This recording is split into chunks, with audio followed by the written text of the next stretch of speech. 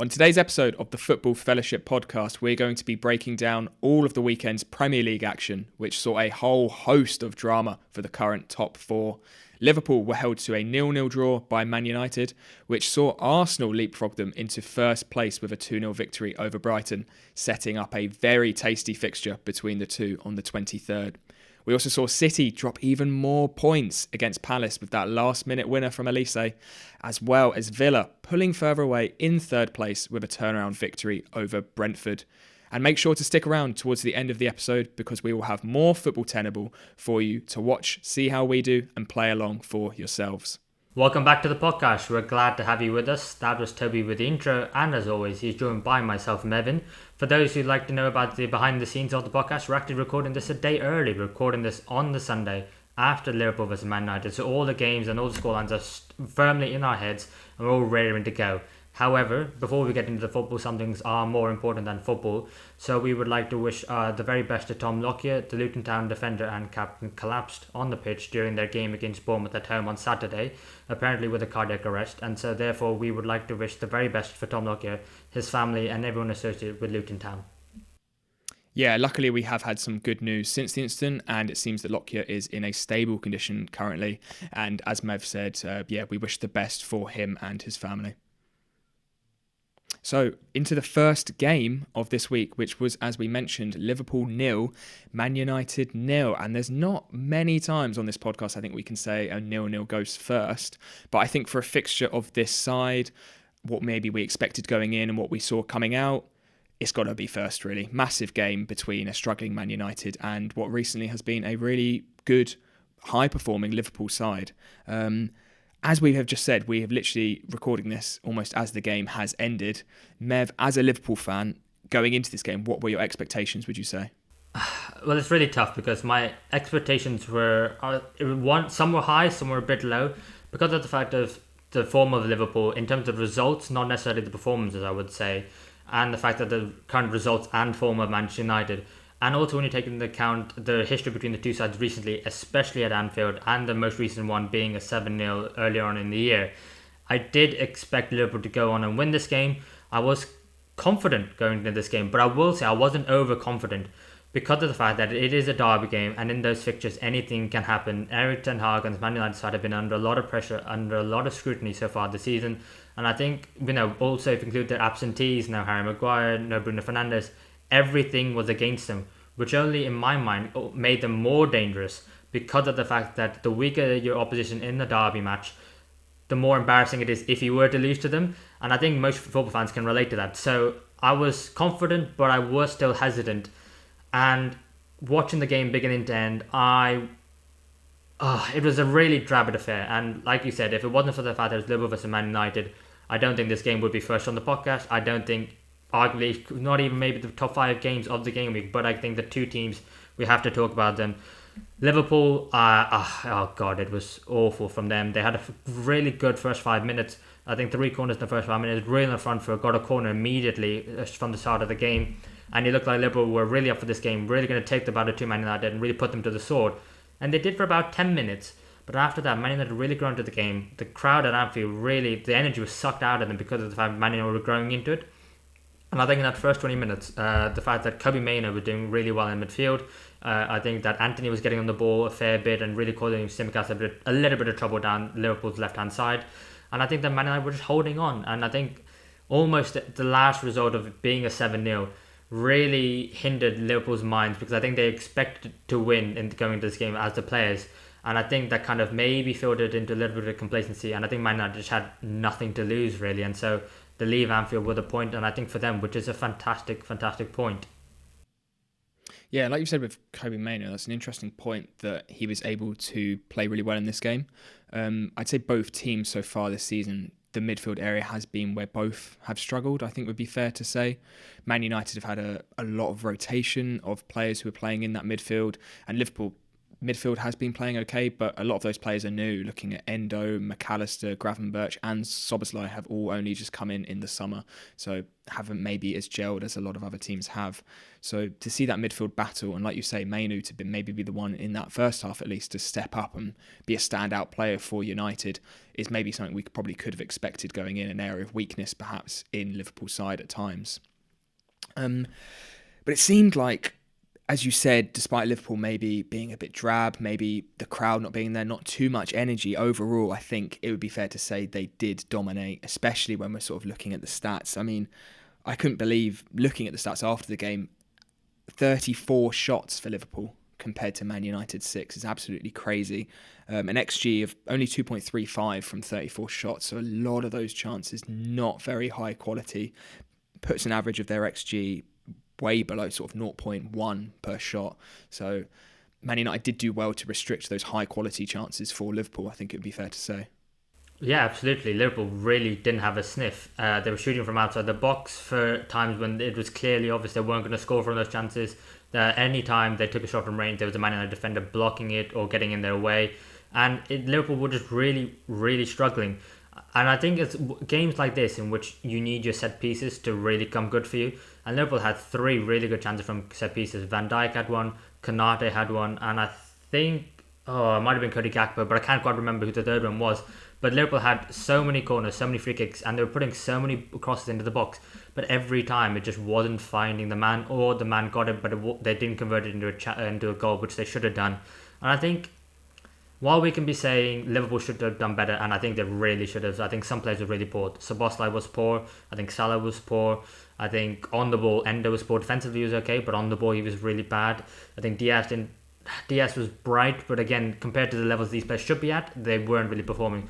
But we have to give Man United credit because of the fact that they did defend very resolutely. And if you think about that team on paper, that team, but like I said, with no Harry Maguire, with no Bruno Fernandes, with Marcus Rashford on the bench, with Scott McTominay captaining the side, the fact that they came out of Anfield 0-0, despite the fact that they did get absolutely pummeled, they did deserve the point. They made sure that Liverpool didn't have any clear-cut chances. And for them, a point considering the circumstances of the pressure they've had, the criticism they've had, especially the manager as well, a point is a fantastic result for Man United.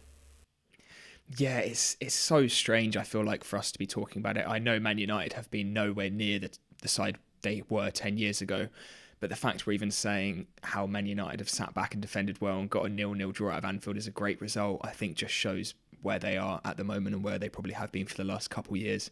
I think that's now the 5th or 6th season in a row now where they haven't scored at Anfield, which is absolutely crazy. But as we've said for Man United throughout this season, the defence is definitely not an issue for them.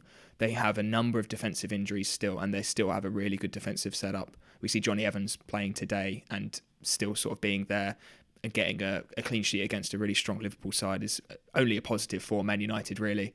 And another person who we can see is ever improving, I think, and sort of slowly becoming the player that we saw at Inter Milan, and the hype that we saw is Andre Onana. He made a number of saves today, another clean sheet for him. And I think without those mistakes that we saw sort of in those first, even the couple of weeks ago, we still see mistakes from him every now and then. He is still an absolute world-class keeper, and another clean sheet for Onana. Yeah, I'm not too sure I'll be heaping loads of praise on him personally after watching that game. I mean, he did make some saves and they were good, but I will say his coming for the ball, he was flapping at some, and I was like, just put it under him, put him under pressure, and Liverpool weren't doing that, and it's baffling to me why they weren't doing that. And his kicking, again, is still a bit iffy. He was kicking it into the stands a couple of times. But in other times he was, Darwin Núñez tried to press him on one instance, and then he absolutely did Darwin Núñez. Núñez went flying and he turned around the other way, and I was just like, he does that half the time, but then the other half he doesn't. It's like he just can't. There wasn't just a complete performance. It was a one where his shot stopping was amazing, and his distribution and his coming out for the ball. It's almost as if like he has to have like one area of his game which isn't that good, and then 2 areas of games which he does. He's so confusing to watch, and I think he is a bit of an enigma, Onana. I really do think there's a good goalkeeper in him. But then at times he did really put his side under pressure today. But at times he did save them as well. It's so confusing to watch him. I don't really know what to make of him anymore. But I did want to say one player I'm certain about is Rafael Varane. I know there's been rumours that he's fallen out with the manager Erik ten Hag, but he was immense. Obviously, he was playing on the left-hand side of the defence, and there have been people saying that he can't play on the left-hand side of the defence, and that's why him and Maguire can't start together. However, I mean, he's just shown he is incredible wherever you play him. Every time Mo Salah got past Luke Shaw, Varane was there. Every time Liverpool put in a cross on the right-hand side, Varane was there. He was immense. And I think Man United cannot be letting him go. I know he might have fallen out with the manager, but United need to keep him. He is world class on his day. But we should probably be talking about Liverpool's next game coming up in the Premier League against Arsenal, against your side, Arsenal. Big game. What are you expecting from that? I don't know what to expect, to be honest. I think this is I think if you would have gone and battered United, I would have been really worried. But I think with how we have defended this season, we've seen it a lot this season that we're sort of going 1-0 up and sitting back and defending, and our defence has probably been the best part of our game this season. So seeing if United have been able to do that, who have also had a strong defence this season, I think it gives me a lot more hope than if you would have gone and scored 2 or 3 like maybe we were expecting. So yeah, nice to see from my point of view. However, I do think at times we have also struggled to score. So to be honest, I can sort of see this being a very low scoring game. I think we're going to go and play not too dissimilar to United. I don't think you can go to Anfield and play sort of that progressive ball, high possession football. I just don't think we can at the moment this season at Anfield. I think it'd be silly to. So I think if we can go and snatch 1, maybe 2 goals if we're lucky and get 3 points. I mean, we could, but it depends how Liverpool and if they can turn up on the day. If they played like they did today, then it could. And I think if Arsenal played like we did against Brighton, we played really, really well, defended really solidly, then I think we've got a good chance. But it's just such a massive, massive game. I'm already nervous for it, I feel like. Yeah, I know what you mean. I'm so nervous about it because going into this game, like I said, I was confident against Man United we would win. And it wasn't overconfidence, like I said, because it's a derby, but it was confident. And going into the game against Arsenal, if you're top of the league, you can take a draw. I know it's home. And so if you do draw in those big games, anything can happen. Then if you get a draw, it's fine.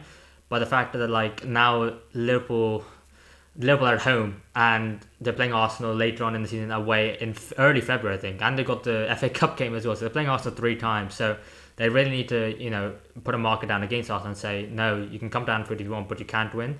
But if Liverpool play like they did against Man United, then Liverpool have no chance. They will be 2-3-0 down at half-time. And it'll be a situation like last season where they'll have to come back and try and get back into the game after they went 2-0 down in the first half of last season. So I think it's one where Klopp maybe needs to rotate the side a bit. I think Szoboszlai looks tired. Núñez is out of form. I think it's one where Cody Gakpo, when he's come on in the last 2 games, he has to be playing. I think it's one where maybe against the threat of Martinelli or Trossard, whoever plays on the left-hand side, maybe you put Joe Gomez right back. Maybe you move Trent Alexander-Arnold into the right centre midfield role. Because he has, later on in stages of games, he hasn't been moving into midfield, and that's a position where he's really done well. So maybe from the start, I don't know. I don't think Klopp would do that. I think he sees maybe Darwin Núñez as a long-term player for that number 9 position, and I think he sees Szoboszlai as someone who does need to just find his form. It might be one where he's come from the Bundesliga, is not used to the amount of games as he's used to. So I think it'll be very interesting, and I couldn't call it at this moment in time. I maybe have to think about it a bit more. But let's move on then to Manchester City 2, Crystal Palace 2, which Manchester City, as we expect, the team current Premier League holders, they're slipping a little bit and they're letting teams in the defence. What did you make of the game? Yeah, I think, to be honest, overall City did still dominate, and I think City teams of last season, the season before, and the season before that, I think we see them go 2-0 up and just see it out, and it's a 2-0 and it's an easy win. They just hold on to that ball. No worries of a break. They can cancel that so easily, looking at players like Walker, Diaz and Rodri, who are fantastic at stopping those transitions from other sides.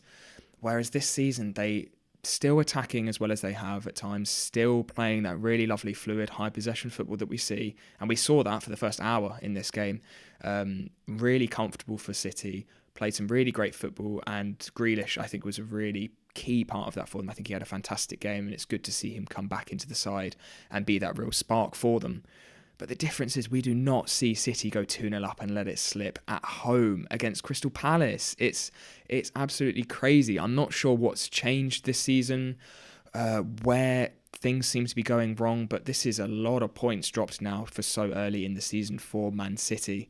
It seems that both of those Palace goals, just really quick breaks, long balls played out, and Man City just seemed completely caught out and like they weren't expecting it at all. So surprising to see, and they've really got to turn it round soon, because the teams around them are still picking up points every week. And I know we're always talking about Man City going on that crazy winning run that seems to always happen, but at the moment I can't see it happening if they're playing like this. I can really see them slipping and it being too big of a gap for them to catch up eventually if performances like this carry on, really. Yeah, I mean, the only thing is, it's because it's Manchester City and because they've done it before, is the only reason you have a little bit of confidence that they will do it again. But if you didn't have the previous knowledge and just based on this season alone, you think, no chance, not at all. They've got to massively fix something. And I think what they really need is, they're going to the Club World Cup next game week, so they're not going to be playing.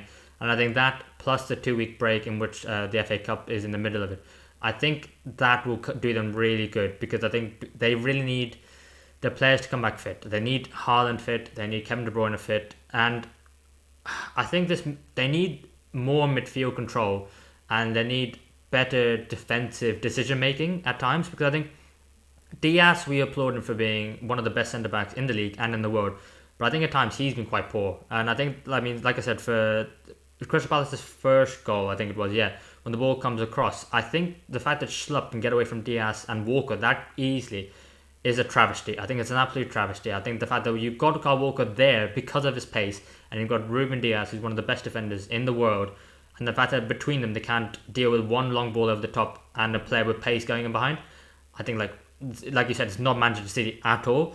And I think the second goal is just, it is just Foden lashing out and just putting a really bad mistake, and you can't account for that really. And if you're Pep Guardiola, you're so frustrated. But I think even before that, the fact that you could feel nervousness throughout the Manchester City side. They were losing the ball constantly. The fans were growling a little bit. I think maybe the impenetrable armour of Manchester City has been broken a little bit, because teams are going at them. It's got to the point where all great sides, when you go away to them, you have to respect them, and you go, okay, we're going to defend deep and we're going to try and hit the counter-attack. But I think that's happened so often, and Manchester City have such a good record at home that teams have just gone, you know what, screw that. We're just going to go and attack. And I think they've been found out a little bit. I think they're really missing Gundogan in the field. I think he was the biggest player for them last season. He came in with clutch goals, but I think he was so underrated in the fact that he was controlling games in crucial moments, and he was keeping hold of the ball. And the game was being played at his tempo, at the pace that Man City needed. And so far this season, it just hasn't been happening. Yeah, I think tempo is that really key word, because it seemed like when they were in possession last season, they had control of the entire pitch. And I still think in that attacking third, they've been brilliant. I think we're looking at Grealish now. Foden's been really good. Alvarez has been great. Haaland has obviously still been fantastic, as well as Bernardo Silva still there. There's still that Kevin De Bruyne-shaped hole, and I think you get that with a player, well, one of the best players in the world. When he's out, you will miss him, and him coming back will be huge for them. But it like you say, there just seems to be a lot more vulnerability about them. We haven't seen this last season when we saw them drop points in that first half of the season when Arsenal were able to break away. It seemed like they were dropping points because teams were sitting back really deep and they weren't able to score. They were struggling to attack and score. And I don't think we've seen that at all this season. They just seem to be conceding far, far too many goals. And as you've said, other teams are just going and just attacking and seeing that weakness. Just to touch on the game in itself, a few more of the specifics. Grealish back in the side, back starting. Really good to see. He was such a key player for them last season, and he had a really, really good game this week as well, scoring that first goal and essentially creating the second as well with a really nice run, cutting in from the left-hand side. There was an incident in that game that I'd like to hear your opinion of as well, that Ederson tackle that we saw at the edge of the box, only given a yellow card. Maybe he got away with one there. Potentially. I think the fact that he was on the ground and then he didn't go with the studs, he went like the front of, like with his laces. I I think saved him. If his foot was the other way round and he would have gone with the studs rather than his laces, I think that's a red. Every day of the week, I think that's a red. But I think because of the fact that he went with his laces, he just about got away with it. It was high. It was high. And I think like if he was going obviously to clear the ball and just swipe everything. And if he was a midfielder and going for a tackle, he would have gone studs up, and I think he would have got a red. I don't know. I feel bad for Crystal Palace because I think if they do get the decision in their favour, which it could have easily have been, then the whole game changes, the whole complexion, because I think it's only 1-0 at that time. And then I think Crystal Palace go on and potentially win that game, considering we saw what happened at the end and how bad Man City were defensively. So yeah, I think for me, I'd say it's a yellow. What about you? Yeah, it was a close one because for me, it was more the less of the challenge itself and maybe of how strong the goal scoring opportunity was following that. I think there was a couple defenders getting back, and it's one of those where, yeah, they were sort of there, but if he wasn't fouled, would he have been able to get a shot away and score? And I think we have seen a red card in a lot of those situations, but it seems even recently, I know with that double jeopardy rule, when it's a penalty, it's not a red card. I do think we probably see a few less red cards even when it is a free kick as well. There seems to be a sort of bit of discrepancy about what is a goal scoring opportunity and what isn't when it's a goalkeeper and there's potentially defenders there.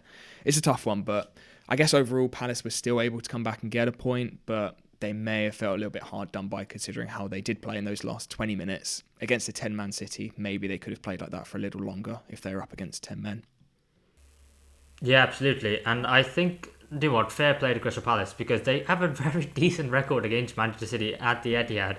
It's a bit like Spurs, who have a very good record against Man City, especially at home in their new stadium. But I think Roy Hodgson said in the first interview, there are different ways you can go about trying to break down a side like Manchester City, and one of them is to go toe for toe. But Crystal Palace were sit back in a bank of 5 and then the 4 and then the 1 and just soak up all the pressure. They were so narrow. The 5 at the back, it was essentially one fullback on one edge of the box and one fullback on the other side, and everything was so narrow. Manchester City just couldn't break anything down. And the fact they had 5 defenders plus I think Chris Richards a centre back in midfield as well. I think they just did fantastic work from a defensive perspective to keep it to 2. And then when they did have that chance and they were still in the game further on late on in the game, that they did take the moment and they did capitalise. And it's a much needed point for Palace, who have struggled as it relates to get results, but did play really well, especially recently against Liverpool as well. Should we then move on to your boys Arsenal, who then take top of the table after their 2-0 win over Brighton. Haven't had a good record recently at home to Brighton, but it's one where they did play very well and got the win on the day. Much deserved in your opinion? Yeah, this was a very, very dominant performance for me from Arsenal. I think in the sense that Arsenal played really well, and I think in the sense that Brighton played pretty poorly. I think they really struggled to get a foothold on this game at all. They had 50% of the share of the possession for Brighton, but they just could not do anything with it, ultimately only ending in the single shot on target compared to Arsenal's 9, and I think that's a pretty good summary for the game. First 25 minutes or so, Arsenal, we really did dominate the ball. There was that clear Arsenal right-hand side triangle that we saw so much last season and we haven't seen too much of this season, with Odegaard, Saka and White combining fantastically well down that right side in the first half an hour. Brighton didn't decide to double up as much on wingers in this game. A lot of our opponents this season have put a huge onus on doing that to Martinelli and Saka, which especially is why Martinelli's output has been really, really low this season. I think he's only got 2 goals, 2 assists so far in the Prem. He's had a few injuries, but a lot of that has been so many teams doubling up on our wingers. But in this game, Milner looked really isolated at times playing at left back. Saka was able to run at him so much. Odegaard on the inside, White overlapping on the outside when needed. And we created a good sort of 4-5 potential goal scoring opportunities in that first half from that right side. But it was so frustrating to watch because there were so many times where we could have had a shot a bit earlier, one more little touch to get a shot away, and we just couldn't really get much in the way. Brighton really crowded that 18-yard box and threw in some really, really good blocks. But it was frustrating. It was like that old IT crowd meme of Moss, like, oh, that Arsenal always trying to walk it in. It really felt like that at times. So many passes when we could have shot. And to go into halftime 0-0 was very, very frustrating because we completely dominated and we probably should have had a goal or 2 if our players were able to get a shot away earlier or just make that tiny bit more space. Yeah, it was a really frustrating game because it felt like both, well, Arsenal were mainly in it, and it was going to be one of those where you're going to get a chance, and if you don't take it, there might not be another one because of the fact that you need to get the ball in the back of the net because eventually this Brighton side, they have the potential to hurt you on the side. But you did get that chance, and it was very lucky how you got the chance. But the fact that Gabriel Jesus was there at the right place at the right time from the corner, which Van Heck did unfortunately head on towards the back post to Jesus. He was completely unmarked, and he did put the ball in the back of the net after Brighton put in a very resolute performance up to that point. I mean, you could argue that Arsenal should have scored, but the fact that they didn't and meant that Brighton, with all their injuries, were able to stick in the game that long and potentially trying to do with Crystal Palace and, try and counter towards the end of the game. But I think Brighton did have a golden chance at 1-1. Pascal Gross, it was very clever how Brighton played a 1-2 around Ben White and Matoma got it behind him. And you thought to yourself, okay, this is it. The ball comes across to Pascal Gross and you just think to yourself, that's a goal. Just put it into the back. And the fact that he missed and I thought he scored, it was so unlucky. And that only meant that Arsenal ended up going to the other side and making it 2. Yeah, it was the best move of the game for Brighton, 100%. Completely caught us off guard. As soon as I saw it, I thought it was in. It's one of those where it hits the side netting and it looks like it's in. And I thought this just typical. Weren't able to put our chances away. Dunk and Van Heck, I thought, had really, really good games. Dunk especially, he had an incredible goal line clearance at one point. He was somehow able to hook it off the line with his head. It was curling in and he was able to get around and flick it off. Really, really nice clearance. So yeah, I wanted to say Brighton did defend really, really well, especially in those central areas. And if they were able to get that goal, make it 1-1, who knows, they could have pressed on and even got a second, and we would have been saying how well Brighton played, how well they defended. But it was just they didn't have the number of chances that they needed in this game. It was really only that Gross one where I think there was any sort of test. They really struggled to move it up the pitch. And I think that's been part of their season so far, is they have struggled with that at times. A lot of injuries have seen missing a lot of players, especially someone like Solly March. I think they've really, really missed him so far this season. He was a fantastic ball carrier for them last year, really able to stretch teams and able to play a lot of balls in from deep, even when they weren't able to progress that. So I think they have missed him. But luckily, Gross did miss, and Havertz was able to go up the other end and put it 2-0 and put the game to bed, really. But yeah, it's a shame for Brighton because like last season, we saw them come to the Emirates, play their exact same style of football and win 3-0, and they completely dominated that game. And I think maybe in the last few weeks we have seen sort of missing Caicedo and McAllister, those two key midfielders for them, who really were sort of the metronome sitting in the middle of the park and dictating that play for them. And they haven't really been able to replace them. Yeah, they do look a lot weaker in midfield. I think with the injuries everywhere in defence, Milner can't play in that midfield as much as he would, as much as De Zerbi would have liked him to have done. He's playing fullback all the time. I think Dahoud, when he has played, has struggled a little bit. He hasn't quite adapted to playing in the Premier League and the pace and the physicality of it.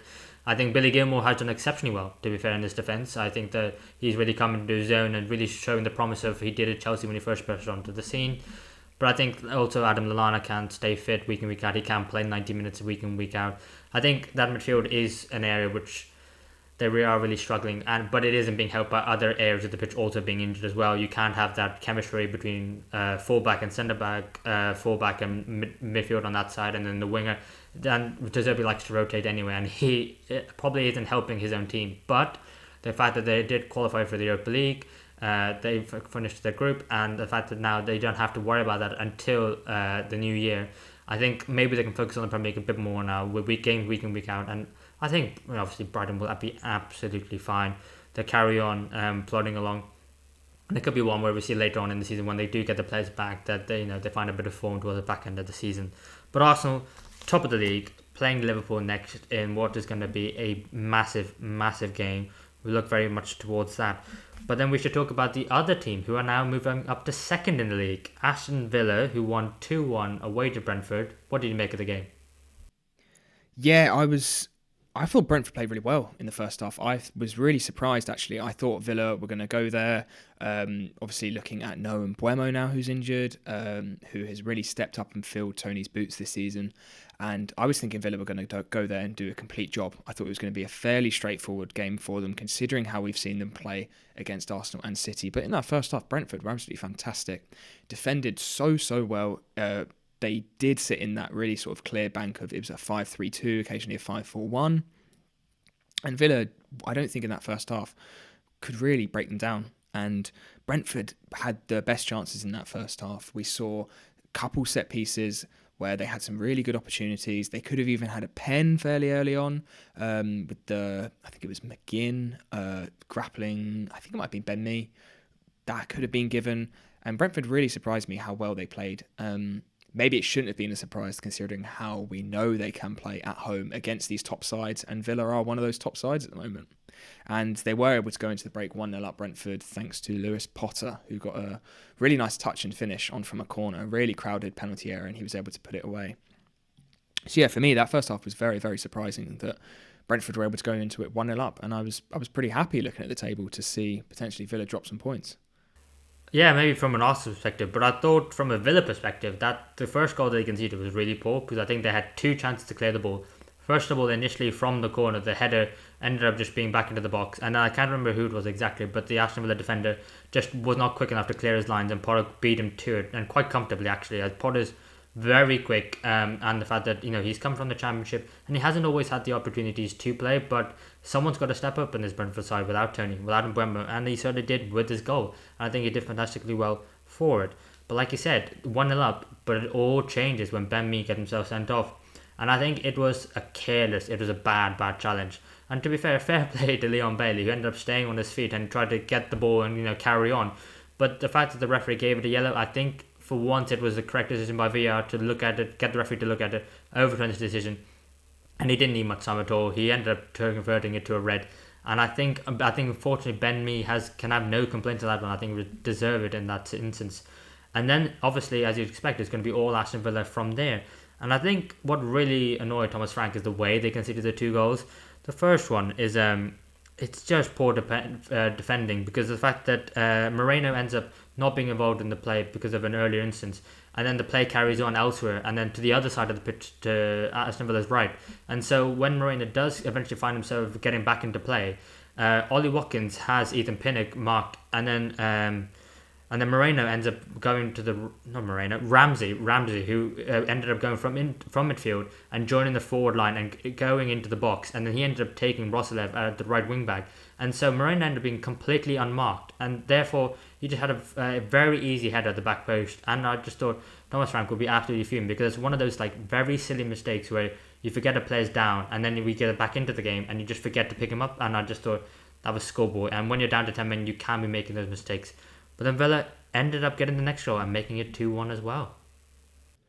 Yeah, I was just going to touch on that goal very quickly. That Bailey cross was absolutely fantastic. And I think Thomas Frank, as you said, would be fuming. And I think he'd be even more fuming because they conceded almost an identical goal against Arsenal in the last minute a couple of weeks back now. A high cross into that back post and an unmarked player. Something we do not expect to see from Brentford. And then on that second goal, another set piece. It was just the way I don't know if it bounced or if a player tried to clear it and it just sort of swiped at it, and it was just enabled Watkins to get an easy goal in the end, really. You would just expect someone to come in and be able to clear that straight away as soon as you sort of see that ball dipping. Just wasn't able to happen, and Brentford have just completely thrown the game, I suppose, in a way. Big part down to that going down to 10 men. They, as soon as that red card happened, sat back in exact same shape, just a man down, let Villa have all the ball. And the game sort of ended in a bit of a mess as well. There was a Bailey crazy back pass into Martinez, which then saw, I don't know who it was, ran into Martinez. He went flying over. Neil Maupay.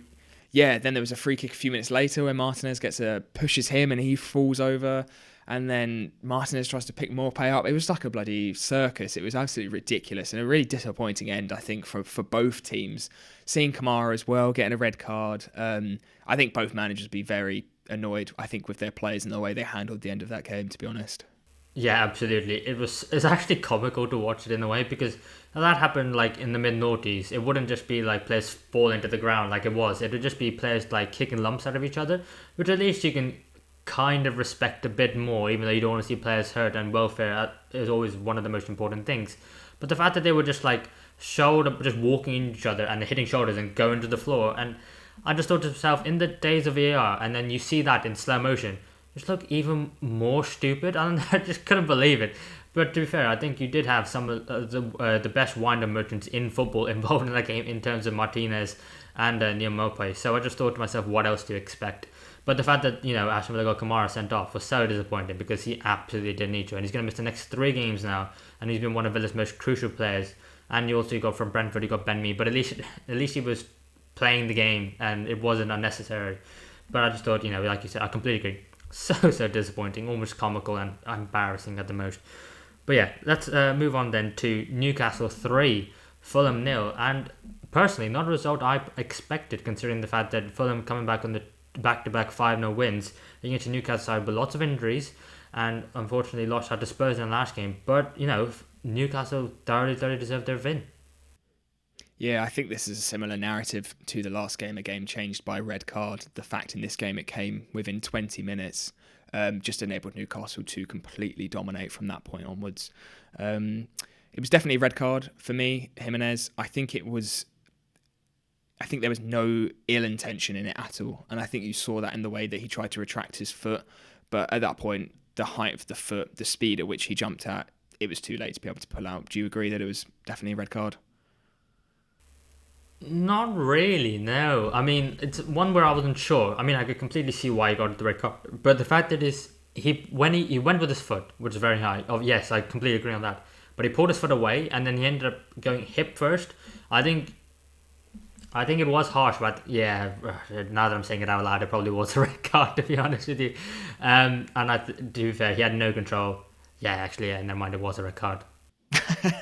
I think that's a key point, the lack of control. I think if it was like his knee instead of his hip, we would have said I think the ref would have given a red card straight away as well. Wouldn't have needed the sort of VAR to have a second look at it. And there was a really good shot of Jimenez, I think, looking at the screen as well. And I think you could tell that when he saw it, he thought, oh yeah, I've had a bit of a mare there. And then from that point onwards, yeah, Newcastle over 70% possession, XG of over 3, almost 3.5. 10 shots on target, just completely dominated and really deserved the win. Goals from Miley, Almiron and Burn. Really nice to see Miley get his first professional goal as well. He's played absolutely fantastically coming into that Newcastle side. A name I don't think many outside of Newcastle would have heard of a few weeks ago, to be honest, since he's sort of come in. And at the moment, he's probably one of the first names on the team sheet. He's been so good so far. Yeah, he has been absolutely terrific. I think we mentioned it a couple of weeks ago, but his performance just in midweek against PSG in the Champions League, I think, was phenomenal. So the fact that he can do that and put in such a defensive, resolute performance shows that he has the trust of the manager and he can absolutely do a job. But Newcastle will absolutely need him in the coming weeks because before the game in the first half, Fabian Schär picked up an injury. He was just running with the ball out from the back and he put up with his hammy. Emil Kraft had to come on. And then Joe Linton went off injured as well, which led to Miley coming on. And so Newcastle, one of the teams who struggled the most with injuries this season, have suffering even more injuries. You can definitely see them dipping into the January transfer window, which I think, to be fair, they probably need to do at this point because of the fact the amount of injuries they have. But I just want to touch on Fulham because Marcus Silva was fuming at the referee for the decision that he gave for the Jimenez red card. I don't think he can have too many complaints. I think it's one where he's trying to make a bigger deal out of it so people talk about it, but I don't think he can. Well, now that I've said it out loud myself, I don't think he can have too many complaints. But I think it's one where Fulham were actually quite poor. I do think that even when they went down to 10 men, they could have done better in this game. And I think they were quite often, like Bruno Guimaraes dominated the game, beginning to end, front to back. I think it was all him. But I think for one of the, I think it might have been from Miley's goal, where he just like dribbled past the midfield so easily, and there were a couple of 50-50s, and he won them every time. And I just thought to myself, what are you doing, Fulham? I mean, yes, you've been hard done by, but don't lose the fight. And I just thought, Fulham, they didn't help themselves at all. Yeah, a lot of that is probably at St James's Park. Newcastle play so fantastically at home. Like you said, I think a lot of that confidence, a lot of that spirit would have gone, and they would have just been trying to sit back as much as they could and try and snatch a point. But as you said, there wasn't much fight. They did well, I suppose, to get it to 0-0 at half time. I think the first half they weren't too bad, but yeah, second half completely dominated by Newcastle. And that third goal, as you said, on Guimaraes, lovely cross in from him. He had a really, really good game again. Yeah, absolutely. And he's one where the fact that he's fit and available for Newcastle is a massive, massive plus. Do you think Newcastle can get top 4? Yeah, I definitely think they can. I think they are playing still very, very well despite all their injuries. I think that's a really, really key point. I think they've had so many players missing out. They've had so much squad rotation, and they're still at a decent position to get top 4. They're maybe not as strong or as good as we saw them last season, but it is those injuries really is a big point for me. They are definitely in and around that. I think you're sort of looking at, yes, Newcastle, Villa, Spurs, and even potentially United, I think are still probably in that conversation, just as those teams who will be going for top 4, potentially even top 5 if England do end up getting that 5th Champions League spot if possible. But there's been a bit of talk about that this week, given some of the English teams' performance in Europe. We might not actually get it in the end, so we'll have to wait and see on that one. But yeah, they are definitely in that contention for sure. Yeah, I absolutely agree. I think, to be fair, if Man City's form continues to dip, which I don't think it will, they could even be in talk of like, oh, could they even make the top 4? I think they probably will. I think it's a conversation that doesn't need to be had. But yeah, that 5th Champions League spot is so important for England in general, I think. So having Newcastle leaving Europe completely, Man United leaving Europe completely, I think England's probably being helped by the fact that the Europa League and Conference League teams are still doing pretty well, which is always good. Do you want to transition into the quiz? Because I don't want to do it anymore. I'm petrified of doing it. I'm just throwing it to you. Just like, go on, talk about the quiz. Quiz time, Tenable time. Yeah. Back in with more footy Tenable. I am currently 1 point ahead, so super narrow on 52 compared to Mev's 51. We both got 10 out of 10 last week, so if you haven't seen that, go check it out. Don't watch any of the other ones where we both don't get 10 out of 10. Just watch last week's, because just some incredible performances there. It was like prime Messi and prime Ronaldo, just superb, amazing stuff. So yeah, we got 2 more this week. We're coming to the end of Football Tennable. Who would like to go first? I don't know, to be honest. I guess you're leading. Who went first last week? You went first last week, didn't you? So I'll go first this week. Okay, so Let me get my timer. Are you ready? Up. Oh, hang on. 5 minutes. Okay, go on. Hit me. Okay. Don't actually You have 5 minutes to name the last 10 winners of the Europa League / UEFA Cup. And that must be... Teams only count once. So Sevilla... Oh, no, I've just given you the most recent one. No, it's fine. I was going to say Sevilla. That's a free pass anyway. I was going to say... They only count. Yeah. They would only count as one. So your 5 minutes starts now. Oh, okay. Obviously, I'll say Sevilla. Yeah, you're given... Yeah. That is tenable. 7-time winners, most recently last year, which I'm sure you knew before I said it anyway. Yeah, I'm trying to think which English teams have won it. So, Man City haven't, Liverpool haven't, Chelsea have, I'll say Chelsea. Chelsea are tenable. They are 4th. Their most recent win in 2018-2019. 4th. I also didn't win it. I'll say Man United. Man United are tenable. They are 6th, winning it in 16-17. Okay. I'm trying to think now. Because Spurs haven't won it. West Ham won the Conference League. Okay, so there are no more English teams. Spanish teams. Sevilla, obviously, yeah. Who won it last year? I don't even remember who won it last year. Italian teams. I know Italian teams did well in Europe last year in general. Did any of them win? Oh, I can't remember. Portuguese teams, French teams. God. I will say Sevilla did win it last year. They are the first tenable number 1. So. Yeah, okay. I'm trying to think of big teams around Europe, but not the biggest because they wouldn't be in the Europa League. I'm trying to think. What Did Eintracht Frankfurt win the 1 year? Yeah, I'm going to go Eintracht Frankfurt. Frankfurt are tenable. They are number 2, two-time winners, the most recently in 21-22, so 2 seasons ago. Yeah, I thought so. Did Ajax win it at one point? Probably. I don't mind if I lose life here. Ajax. You locking in Ajax as an answer? I am, yeah. I don't think it is, but I'll lock it in, yeah. They are not tenable, unfortunately. They were the finalists against Man United in 16-17. I'm not sure if they ever have won it, but they are not one of the most recent 10 recent winners, unfortunately. So I'm thinking French. That's PSG, definitely not. Would Marseille have done it? Lyon? No. I'm trying to think of the teams. It's really hard to think of the teams. I'm trying to think Germany. I'm like, I don't think... It's hard because Sevilla won so many recently. They're like ruined it. I'm trying to think. Yeah. Half my time's gone.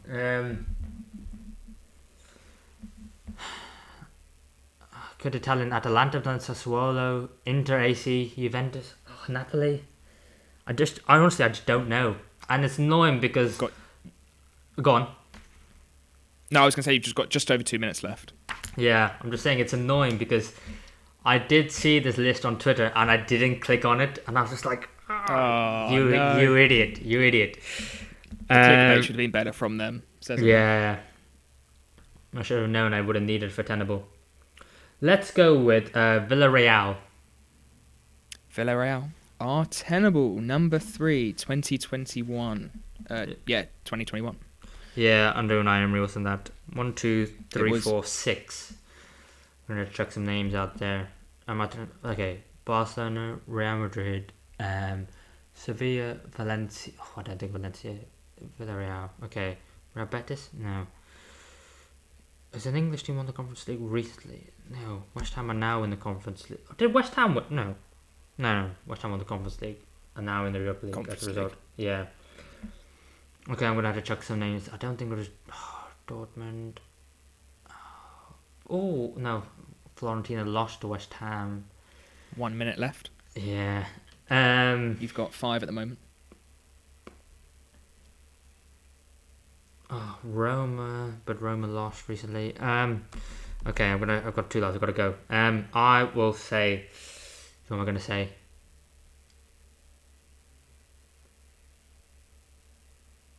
Oh, get him in.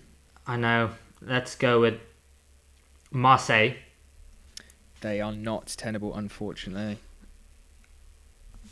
You've got 17-18 winners still left. That's a blank.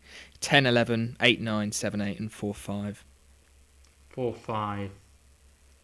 17-18 were a pretty big side, I'd say. They beat Arsenal, I think, on that run. They're a Spanish side, for a little clue. 5 seconds. Atletico Madrid. Atletico Madrid is tenable. Inter Milan. Yes, they were the winners. Inter Milan. Inter Milan. I'll take that. It was just in time. But unfortunately, Inter Milan are not tenable. That's fine. So that was a 6 out of 10 there. Pretty decent. Did I get 6? You did? I've only got 5 here. Yeah, so you got Sevilla, Frankfurt, Villarreal, Chelsea, Atletico, and United. I'd say they were probably the easier of the 6. The last 4 are pretty tough, actually. Go on. It was the 2010-2011 winners. They also won the Champions League under Jose Mourinho in 2004. Porto. And then the 3 winners before that, I think you might have had to known that there was a bit of a Russian and Ukraine domination of the Europa League. It was Shakhtar in 08-09, Zenit St. Petersburg in 7-8, and CSKA Moscow in 4-5. Yeah, you don't think about those teams anymore recently, do you? Yeah. Yeah, but yeah, they were three winners in those sort of late noughties. 6 out of 10, solid performance. Yeah, I mean, I maybe should have got Porto, but then apart from that, I'll take the rest. I'll take my 6 and I'll go home. I'm happy. Well, I am at home, but yeah, you know what I mean. Yeah. Okay. Well, 6 out of 10. What is that taking up to? 57. 57. Yep. Lovely. And then you are on 52, so you'll need to get 2. You probably will get 2. Well, you will probably not 2. No, I need to get 5. 5 to tie. Yeah, 5 you to probably tie. will get 5. You probably will get at least 5. Because are you ready? I am. Your tenable is, I would like you to name me 10 teams who have played in the Premier League but are now playing in League 1 or a lower division. Ooh. 10 teams who have played in the Premier League but are now playing in League 1 or a lower division. Your time start. Oh, no. Fuck. Your time starts now. Technical difficulties. Yeah. Has my time started? Yes, your time has started. Okay. The first one I will go for is a very dear friend of mine. He's a fan of this team and is in a bit of disarray. It is Reading. Reading, yes, they do play in League 1. That is tenable. Got relegated from the Championship last season. Mm-hmm. Is this teams who are now in League 1 or lower? Yes, as of the beginning of this season. Okay. And it's Premier League, is it? So 92 onwards, not First Division? Yes, they have to have played in the Premier League. Okay. Oh, this is going to be tough. There are 12 teams in total. So Oldham, I know, were in the Prem, but I'm not sure if they're in the Championship now or in League 1. I'm going to write them down as a maybe for me. Other weird teams that have been in the Prem. Swindon were also in the Prem, but again, they might be in the Championship. Oh, I'm going to really struggle on that. I'm going to write these down as maybes. These weird early Prem sides. Portsmouth are League 1. Portsmouth is tenable, yes. Nice. They are in League 1. Relegated from the Premier League in 09-10. Obviously, when they had the point deduction. Okay, I'm thinking of Blackpool as well. I'm not sure what league they're in, but they were obviously in the Prem. Shout out Gary Taylor-Fletcher, one of the GOATs. Charlie Adam. Yeah. And DJ Campbell. What a player. Yeah, those 3 ones I feel like... I think, were Bradford ever in the Prem as well? I feel like...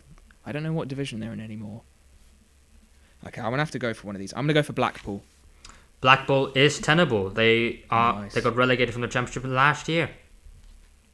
Ooh, one that I really should have got a lot quicker is the worst performing Prem team ever, Derby County. Yes, that is tenable. They were last in the Premier League in 07-08. Okay, there's another team in League 1. Oh, I just thought of them. And they've completely gone out of my mind now. Oh, they were just there, and now it's gone. Oh, it's Bolton. Where are Bolton now? Oh, that's another maybe. And I just had... all these teams keep flooding into my memory, and they keep going straight away. I just had another one who was similar to Bolton. You've had half your time. Oh, who was it? Wigan, I think, have gone up to the Championship now. Sunderland are back in the Championship now. Oh, who is it? Oh, I just had it. Oh, God. This is tough. Let's go. I'm going to go for Oldham. Oldham is tenable. Oh, phew. Obviously, they've had financial difficulty and are now in non-league. Wow. No, the National League, sorry. Not non-league. Yeah, National. that's still non-league. Yeah, National League isn't. That's crazy. Yeah. Wow, I didn't know they were that far down. I was worrying they were still in the Championship. Bloody hell. That's poor Football League knowledge for me. No, it's alright. Minute and a half. I'm going to go for Swindon. Swindon is tenable. They are in League 2. And I'm going to go for Blackpool as well. Blackpool is tenable. Nice. They got relegated last season. No, you said Blackpool already. Oh, sorry, I did. Sorry, I had them on my maybes. Yeah. Let's go for Bolton then. Bolton is tenable. They are in League 1. Nice. 7 so far. Okay. 7. I've got to think of these early Prem sides. Blackburn are still in the Championship. 1 minute. Who else is there? Millwall's still Championship. I don't know if they've ever been in the Prem though, to be honest. Bradford. I feel like Bradford were in the Prem. I'm going to go for Bradford. Bradford is tenable. They're in Nice. they're now League 2. Okay. Need 2 more. Have Lincoln ever been in the Prem, or have I just made that up? because I've got lives to lose, I'm going to go for Lincoln. No, Lincoln is not tenable, unfortunately. No. Don't think they're in the Prem. No. Oh, come on. I can get a few more of these. That's your first life, yeah. I don't 22nd. No, Cardiff are still Championship, I'm pretty sure. Oh, who is there? Oh, that was it. I just remembered the one I forgot. Charlton. Charlton is tenable. 5 seconds. Yes. Oh, let's go for... no, I haven't got another one. No, that's it. Time 9. is... already got 9. I will take that. I'm very happy with that. So, you said Reading, Portsmouth, Blackpool, Derby, Oldham, Swindon, Bolton, Bradford and Charlton. The teams you didn't say, which you could have, were the team who got relegated last season, along with Blackpool and Reading, which was Wigan Athletic. Wigan, I thought they'd moved back up into the Championship. Oh, I should have said that. And then who else did you miss? You missed... Oh, yeah. So Barnsley in League One. Barnsley, yeah, fair enough. You could have said... Oh, yeah, and the last one you could have said was Wimbledon, because they got relegated in 99-2000, but became MK Dons, who are now in League 2. So on the technicality, I would have given you that if you had said it. Oh, that would have been very kind. Yeah, and I think that's it. Yeah, well, you said 9, and the 3 didn't were Wigan, Barnsley, and Wimbledon. Yeah, lovely. Nice. Okay, so that puts me on 61 overall so far, and yourself on 57. A very narrow lead still, but there's not many rounds left of Tenable, so it's coming to an end this season. Hopefully I can get a season point and make it 1-1 after you won a Football Only Connect. So yeah. Not many, but I'm enjoying Tenable, so maybe we'll continue it. I don't know. What, do another season of Tenable? That'd be fun. Yeah, to be fair, it's going pretty well, but we'll see what happens. Should we get back to the football then?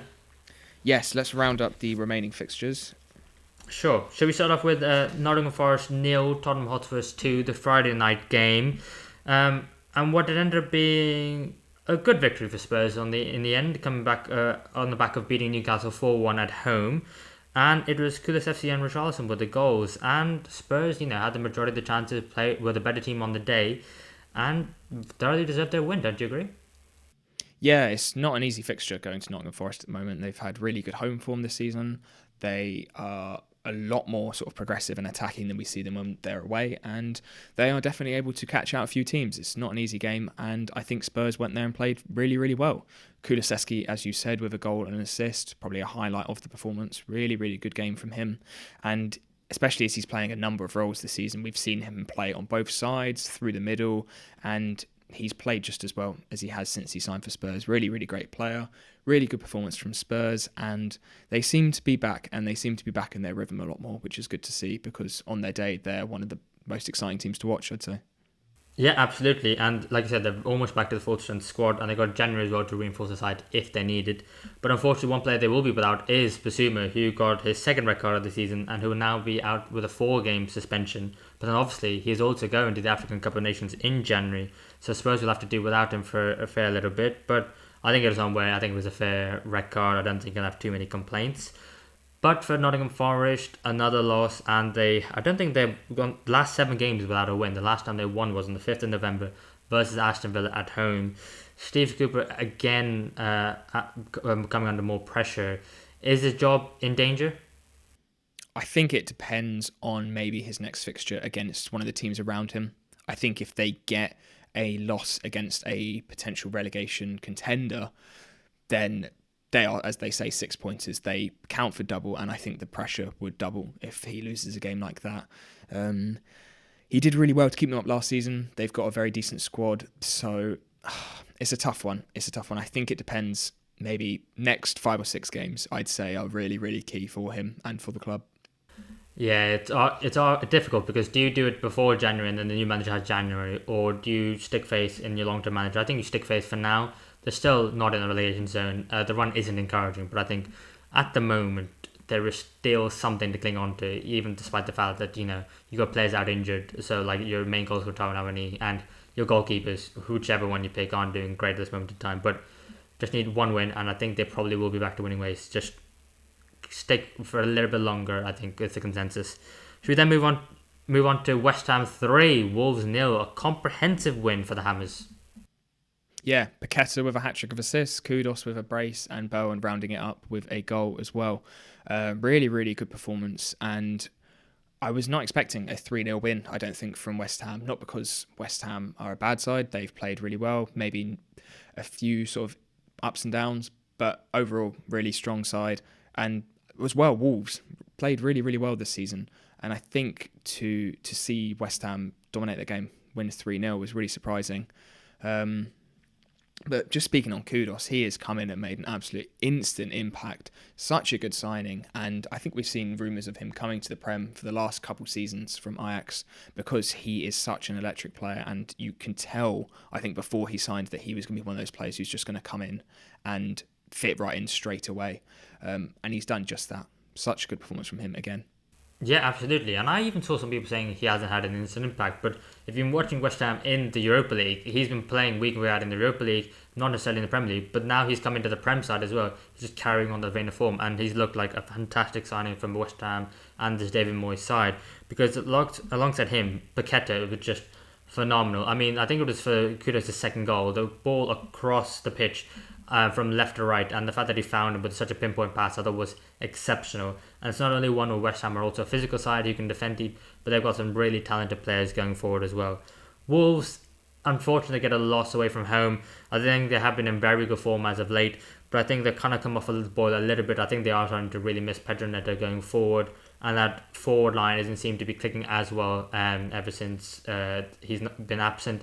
But I think it's one where, they've shown real promise. And I think Carrion will probably be disappointed. I think the fact that they probably could have done better defensively in this game, even though their attack isn't necessarily clicking. And I think it's one where they just have to really brush themselves down. Do you agree? Yeah, I think so. I don't think it's anything to sort of look into too much. A lot of Wolves' good form, I think, has been at home. It's a tough away fixture to go to West Ham, who are a very good side. So I'm sure when they're next to the Molineux, we'll see, I think, a bright performance from them. Yeah, absolutely. Should we then move on to Chelsea 2, Sheffield United 0, and a convincing performance by Chelsea at home, a result in which they've not got many wins at home this season or this calendar year at all. But it's nice that they're ending the year off with some points. Yeah, I think this fixture's probably come at a good time. It'd be a good confidence boost for them. It is probably, as harsh as it is to say, to Sheffield United, the best fixture I think a team can have at home against Sheffield United. It will do them good to have that confidence. Players sort of like Palmer, Sterling all had good games. Defensively solid, not any particular issues in defending as well. Just a good 3 points, but I don't think we can look into it too much, given probably the difference in quality that we would expect from the sides. And Chelsea probably still do have quite a lot of work to do, but a good 3 points. Yeah, absolutely. And I think it was probably epitomised by the fact that Sheffield United just had one shot on target in the whole game. You have the new goalkeeper coming in for Chelsea, Petrovic, I think it is, from the MLS, after the fact that Sanchez got injured. But you really would like to work him a bit more than Sheffield United did. It was all one-way traffic, all Chelsea. Fantastic performance by Cole Palmer again. I think he's looked like arguably Chelsea's best signing under the top early area, and he's really come on into the side and really shone. And goal and assist by him. Jackson with a goal himself as well. I think an all round just a good day to be a Chelsea fan. But another team who won 2-0, Everton, who won 2-0 away from Burnley ever since they got the point deduction and the unfortunate 3-0 loss to Manchester United. They've really come on leaps and bounds. Yeah, still going strong and working their way up that table, Everton. Another solid defensive performance, a good attacking performance as well. Again, for this one, Burnley not the strongest side, and I think Everton's quality is much greater than Burnley, so I think a lot of people probably would have expected this. But I think we're starting to see that. I think a lot of people are starting to see how good Everton are, and I don't think many people are seeing them as relegation contenders anymore. I think people are definitely seeing them as being fairly comfortably mid-table now, which is good. And it's, as you said, it's a good day to be a Chelsea fan. It's a good season, I think, to be an Everton fan, despite the points deduction, because they're playing really well, and everyone seems to have fit into Sean Dyche's system so seamlessly. Yeah, absolutely. And anyone who comes into the side seems to know their role perfectly. They know how the team wants to play, and the chemistry between each players is seamless, actually. And credit to Sean Dyche, because he had a bit of critics when he first came in, like, this isn't the progressive manager that we want. But he's one who's got them working, playing really well. And I think Evertonians are very happy at this moment in time, despite the 10-point deduction. And I think Burnley, it's another result in which at home you'd think maybe they could do something, but I think on paper the sides are so far apart, and I think on the pitch it showed as well. And I think Vincent Kompany probably got to keep at it, but I think at the moment, unless I think maybe they need some additions in January, and I don't know what else, but I do think it looks like Burnley are destined to be relegated. But you do wish that, arguably a bit more of a fight, because despite the fact that they had like 63% possession of the ball, Everton had control because Everton let them have the ball in the areas in which they wanted, and Burnley didn't have the best game. Yeah, it's not looking good for Burnley. Still a long way to go, as we say, but it's got to be a lot more stronger. It's got to be a lot more compact. They are still conceding too many goals and giving up too many chances. And it's not like the Championship. They're struggling to score as well. Finding it still really difficult for them. And they're still down there and probably one of the favourites to go down at the moment. Absolutely. Am I missing a game? There was the abandoned game between Luton yes. and Bournemouth, which obviously at the time that it was abandoned was 1-1. Yeah. So yeah, I don't think there's really too much we can say on that. I'm just assuming that game we've replayed at a later date.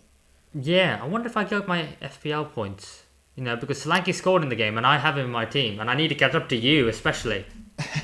Yeah, at the moment it seems FPL points are staying. Yeah. They didn't add any bonus points, but I think they'll keep the points for this, and then the replay will also have points as well, which seems like a pretty fair compromise. Yeah, absolutely. And like we said at the beginning, it feels unfair to really talk about the game when obviously Tommy Lockyer had that horrific incident on the pitch. So obviously wish him the well, and obviously the match being rescheduled, all jokes aside, is not the most important thing at this moment.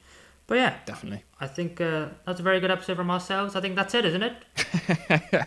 That's a great review. If all the listeners think that as well, think it went as well as you did, we're on for a treat. I know, apart from my Tenable, yeah. Yeah, thanks everyone for listening again. Our last episode, shot up in views, which was really nice to see. A lot more new listeners, so hopefully it's the same for this episode as well. Anything else to say, Mev, before we sign off? No, I don't think that's it. Apart from, if you're listening on YouTube, please like and subscribe. We really appreciate it. And like Toby said, thank you to everyone who's been watching the last episode. A lot more views really means a lot to us. We've been giggling, messing each other. It's like, oh my God, it's going up. Look, and it's really been encouraging. So thank you, everyone. And if you're listening on Spotify, then please carry on listening. Please leave us a review. Give us 5 stars. It would really mean a lot to us. And we will be here going into the new year, going to Christmas, and we'll continue producing more podcasts for you week in, week out.